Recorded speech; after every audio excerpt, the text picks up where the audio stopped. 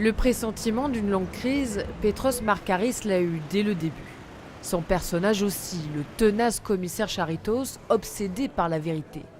Ses disputes avec son épouse Adriani permettent à l'écrivain une description réaliste des difficultés de la vie quotidienne que traversent les Grecs avec la crise. Excuse me, you're a historian. No, I'm not a historian, I'm a writer. Vous savez, chaque fois que je suis dans la rue, il y a quelqu'un ou quelqu'une qui va m'arrêter en me posant des questions ou en me disant « Vous avez raison, M. Markaris, nous avons commis de graves erreurs, je sais. » Ces graves erreurs sont liées selon lui à l'arrivée des subventions européennes dans les années 90. Les Grecs ne connaissaient pas la culture de la richesse. Et bon, parce qu'ils ne connaissaient pas la culture de la richesse, ils se sont détruits.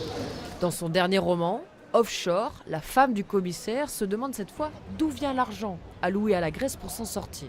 C'est un problème très grave dans la société aujourd'hui. On ne sait pas d'où vient l'argent.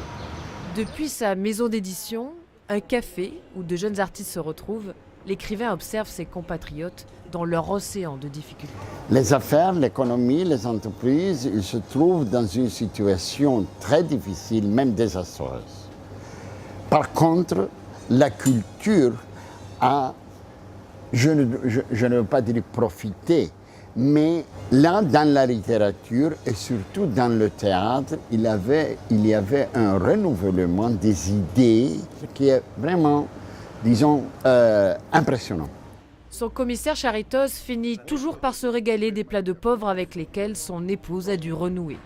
Petros Markaris, qui n'est pas grec pour rien, se dit lui avec philosophie que à quelque chose malheur est forcément bon.